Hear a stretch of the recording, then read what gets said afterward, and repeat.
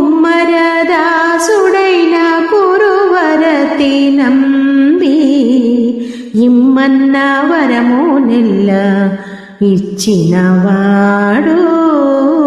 కుమ్మరదాసుడైన కురువరతి నంబి ఇమ్మన్న వరము నెల్ల ఇచ్చినవాడు.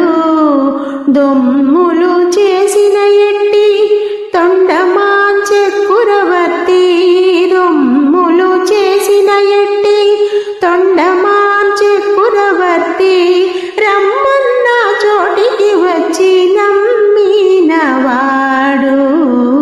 దొమ్ములు చేసిన ఎట్టి తొండమాంచె కురవర్తి రమ్మన్న చోటికి వచ్చి నమ్మినవాడు.